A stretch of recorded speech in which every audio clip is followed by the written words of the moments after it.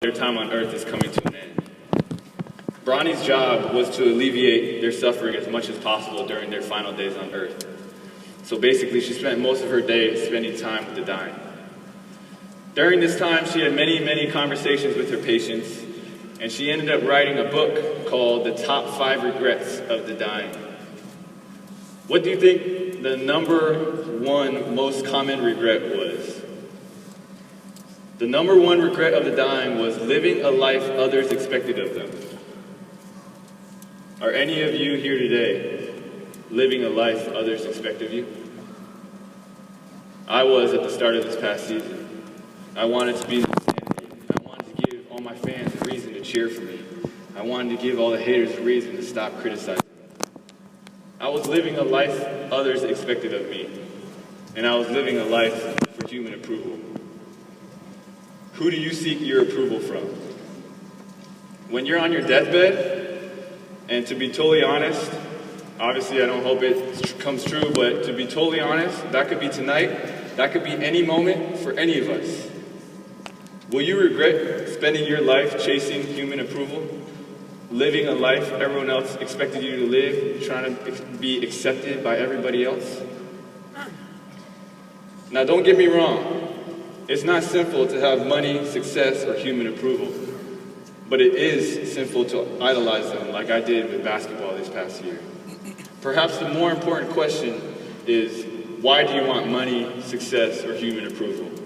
Or how can you use those blessings, those talents, those resources that God has given you to serve Him and to serve other people?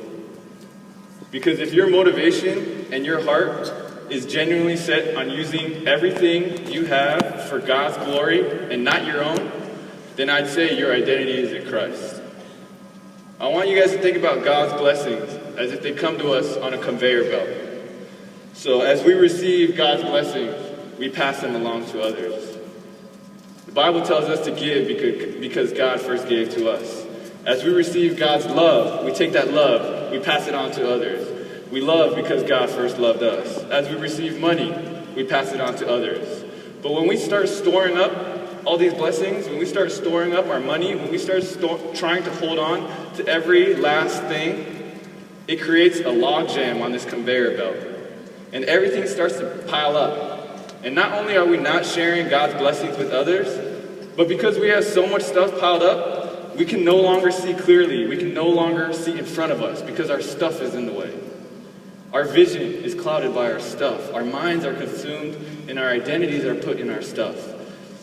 That's what happened to those 9 people in 1923, and that's what happened to me last season. This upcoming season might go great or it might go terribly. But either is okay, as long as I'm not consumed by basketball or the expectations of insanity. As long as I remember where my true identity is, and that's in Christ. So if you have money, find ways to use it to serve the poor, the underprivileged, the marginalized, the rejects of society, the people who everybody else has given up on. Or find ways to serve the church. If you have worldly success, use it to glorify God. Use your fame, your work, your talents as a means to worship God and to inspire others to do so as well. That's what Tyler and the worship team did tonight. That's why they're here tonight. If you have human approval, use your friendships, your influence to proclaim the good news of Jesus or to humbly serve other people. That's why Francis Chan is here tonight. And if I could leave you guys with one thing, it would be to honestly evaluate your life, figure out what your purpose here on earth is, and to find out what your identity is in. And if it's not in God, I would strongly urge you to, at the very, very least, just find out what it means to put your identity in Him. Just take a small step of faith to get to know more about who God is, to be able to try and build a relationship with Him. Right now, Francis is going to come up, he's going to elaborate on this relationship with God, and he's going to give you an opportunity to find peace with God tonight. I pray that you listen very, very closely to what he says, because at the end of the day, it's the most important decision you'll ever make. And I'll be praying that tonight is the night you find your identity in Jesus and nothing else. Thank you.